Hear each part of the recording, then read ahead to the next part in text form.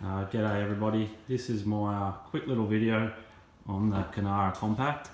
There's nothing really on the net in terms of videos and information about this model, so I thought I'd just give a quick little video on my thoughts and experiences. I've had this one, the Coonara Compact, for about 2 months. I bought it from Classic Fireplaces and Barbecues down here in Geelong where I live. It was the smallest model, smallest Coonara I think you could get. It's a small little model, still packs a lot of heat. You can see I've only had this going for about, probably lit it about half an hour ago, and she's already producing a fair bit of heat. It's Saturday morning at the moment, it's not that cold, but it still throws out a lot of heat. Just some experiences. It's a small box, it's a small firebox, different to the ones I've had in the past. I've had mass ports in the past with bigger fireboxes, but I've just moved into a new house. It's a smaller house. I'm only really using it to heat a lounge room and a dining room. Pretty small room I've got here. It does the job. I've got it with a hearth. I've got floorboards. I have to put a rug down. There's a few drafts. I've got blinds on my windows. You probably need that as well. I went the model with the fan. It was $250 more. I'd really strongly recommend you get the model with the fan. The fan is down on the corner. Obviously you're going to have a power point nearby. I was lucky enough, I've got a power point here from the old gas heater I ripped out. And down here is a little switch, a little toggle. It's got 3 speeds. Low, and you can crank it up one more. And then your highest one. Now with the fan, when it's on high, it is quite loud. So I've got my TV here, and when we have the fan on high, you have to have the TV up a little bit. You can probably hear it now, but when the fire is hot, as in you've had it lit for an hour or two and you're down to that hot coals, it does throw out the heat quite a lot. In this room setup we've got, we'll find sometimes it can get quite warm when you got the fire cranked up and the fan going. So we even leave this door open, and that throws out some heat into our kind of entranceway and our bedroom.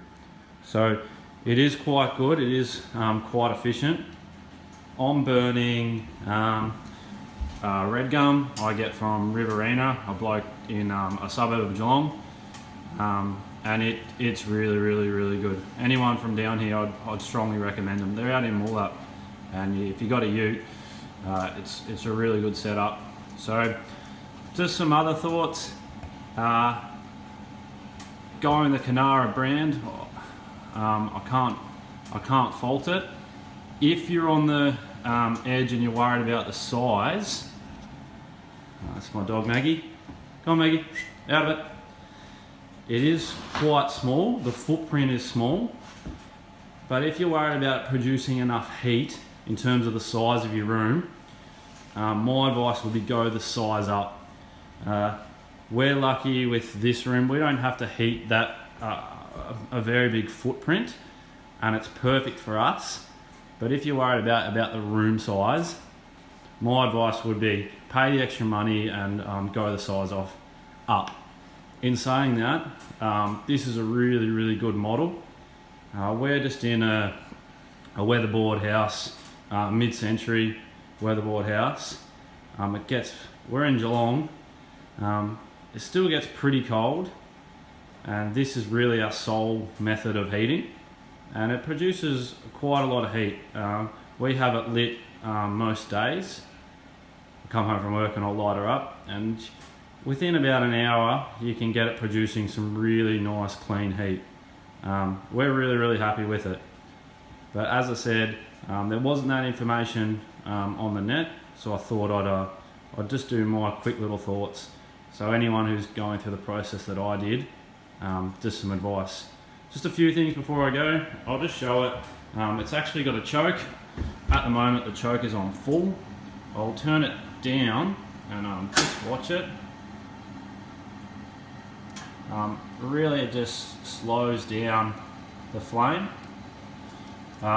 With the choke fully down, you can get about an 8-hour burn, if you put it up with a big log. But because of the size of the firebox, you're really limited on the size of the log you can put in. I've got one here. Here's a log here. That's probably about the biggest size. Probably a little bit bigger you could get in there. But you put probably something like that on, you turn the choke down, and you're probably getting about a 7 to 8 hour burn. So it does burn overnight, and there'll still be coals in the morning, so you can restart it. Now with the choke, there's not that much movement. As you can see, you've only got about 1 inch of movement, so you can get about halfway, and then you can go fully closed. Most of the time I have it foot up, and it's still quite efficient when it's up all the way. It's still quite efficient with the wood. As for pricing, I got the hearth, the wood heater, the flue kit. I think all up it was about 2,800, I think, just off memory. The unit was just less than $2,000, about $1,800. The hearth was about $500. The flue kit about another $500. Then I got it installed by a subcontractor, and that was about another $600. So all up, I think it was about $3,500, which we thought was pretty good. But I guess there'll be comments here, knowing YouTube, oh, I could have got it cheaper, but good on you, mate. We got it, we like it. Coonara's a good brand. Happy with the install. Any questions, post them below. Later on, I can probably put some videos on startup, starting it up, and anything else you want to see. Have a good one, guys.